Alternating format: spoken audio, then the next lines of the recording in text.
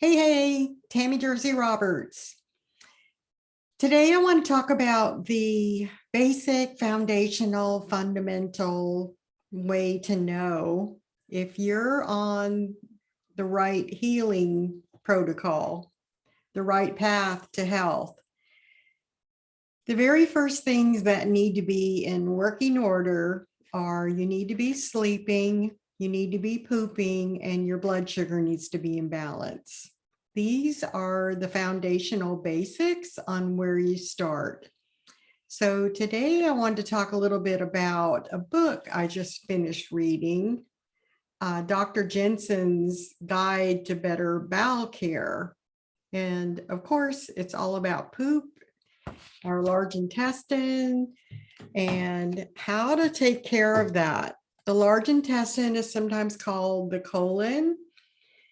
That's the other name for it. So it's located in our body on the right side in our abdomen. It runs up across our belly button and then down the left side and drops out in the anus or the Super Bowl. And of course, this is the place that we release our waste. But there's a lot of confusion and there's a lot of what's called constipation in the Western world. So it's a tube that's about 2 inches around. So it just runs up and over. And sometimes as we age, the middle part can sag a little bit. So one of the recommendations from Dr. Jensen is for you to, invert your body. Like you can do that with like a pillow underneath your hips, maybe once a day or so. Or if you do have an inversion table, that will also, move that back up. It's called prolapse of the colon. So you do want to make sure that, it's running across, it's almost right under your belly button. So anyway, there's really no way to tell, but sometimes that causes what's called constipation, where you're having trouble going to the bathroom. So what's normal? People are so confused about this. Generally, from the time you eat or ingest food, it should take about 18 hours before you actually poop that out. But you should be pooping the normal, what's considered normal, everyone's different, of course, is between 1 to 3 times every day. And if you look at indigenous nations and go back in time, those people were going about 30 minutes after every time they ate. So that's one of the clues there. So people think they're normal if, maybe they're only going every couple of days or even once or twice a week. But this is considered constipation. And if people are going 1 to 3 times a day, even if it's normal, sometimes people think that they have diarrhea, but it could actually be normal. I'm going to be posting some stuff under here, but the best things to remedy this are the things that work on your sleep, your poop, and your blood sugar balance, is to make sure that you're getting outside and getting fresh air every day. 15 to 20 minutes of walking outside will give you some fresh air, sunshine, and it also gives you some exercise. One of my friends reminded me about this when she said, yeah, that's what dogs do. Every time they eat, you take them out to walk and then they go poop. So it's a natural phenomenon, even though it should be something normal. So maybe you start taking a little walk after you eat. And the other thing is to make sure that you're drinking plenty of water. if you're dehydrated, it's going to contribute to constipation. Unfortunately, constipation is very, very common. Of course, in the book, Dr. Jensen goes through a lot of different disorders, but in this particular video, I'm just talking about constipation. So the other remedy, Dr. Jensen talked a lot about herbal laxatives and other kinds of laxatives. They're one of the most commonly sold products in the United States, and they irritate the bowel, they irritate the colon and make you go. However, they weaken those muscles. And if you've been taking, even if they're natural herbal laxatives or any kind of laxatives, if you've been taking those for a long time, it becomes where your bowel is dependent on those, and you'll find it will take weeks or even sometimes months for you to be able to strengthen those muscles again and to go on your own, because it isn't natural and they irritate your bowel. They it's just not good to be taking those for a long period of time. And if it is, a situation where you are taking some herbal laxatives, the ones that have the herbs in them, I just recommend that you just do that once in a while and only if it's a dire emergency. There is a 2-part drink mix that uses psyllium husk and apple juice and some other things that I'll actually post that below this video. It's a 2-part drink that you can drink at night. This book actually has like a 7-day cleanse where you drink this 2-part drink 5 times a day with a bunch of other supplements, but you don't eat anything for 7 days. And you also do colonics at home and just some other things that I'm not going into all that depth and breadth, but anyway,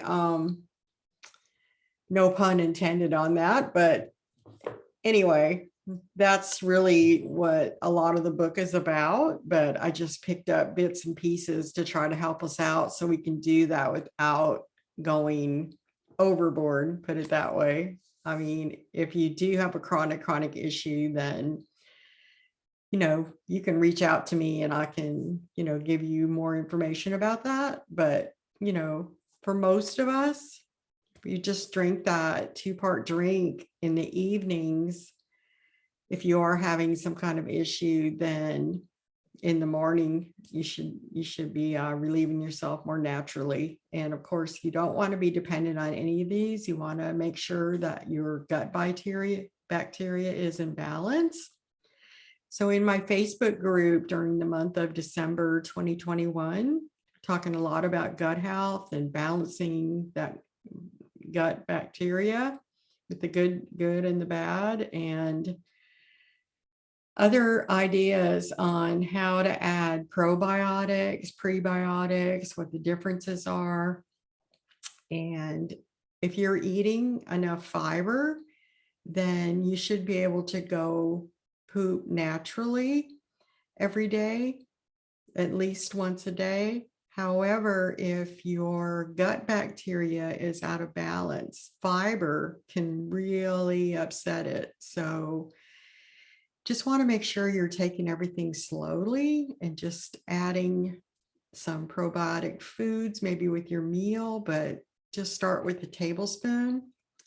Again, in my Facebook group, Functional Medicine Blood Sugar Masters, this month I have a webinar on the benefits of fermented foods and how to make them. I also have some information on rebuilding your gut, the best supplements to use. There's a quiz that you can take. There's a webinar that has to do with, again, the benefits of fermented foods.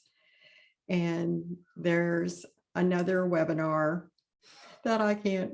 I made it the other day, but I can't even remember the name of it. But anyway, if you come in my Facebook group, Functional Medicine Blood Sugar Masters, there's a lot of information in there about it. So I can only think about one thing at a time today. Sorry. So anyway, you want to make sure you're sleeping, you're pooping, and your blood sugar is in balance. Another concern that of what can happen is if your colon stays impacted or full of your waste products, eventually it's just going to be so compacted in there that the toxic waste products, instead of being released into the toilet, they have the potential where they can release back into your bloodstream and cause all kinds of havoc. One of the symptoms that shows up when this happens are skin rashes, psoriasis, eczema. So if you have any of those conditions, this is something that you definitely want to look at. The other issues that can come up with your colon are diverticulitis, ulcerative colitis, any IBS possibly, but that's usually in the small intestine. But, it's just some things that you want to look at. It's actually one of probably I think the second most important organ in your body as far as symptoms that can show up anywhere else in your body.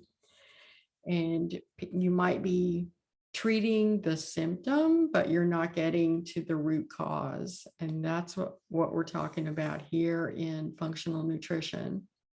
We want to get to the root cause. Another issue that we have in Western society when it comes to pooping properly is that our toilets are not made in the right configuration, especially if you have one of those newer toilets, the handicap toilet, they call it, that's extra high. It puts your body out of the right position. To be in the ideal position, your knees should be up over your hip level. And so they sell what are called toilet stools. It's just like either a 7-inch or a 9-inch stool that slides up under your toilet. And then when you're going to go to the bathroom, you just pull it out, put your feet up on there so that your knees are raised up over your hip level. So, I can't believe I'm talking about all this now, but it's just kind of something that needs to be said. And I hope that you're having a great day. And if you do have any questions about anything that I said, please hit me up in my Facebook group, Functional Medicine Blood Sugar Masters. Tami Jersey Roberts. Thank you.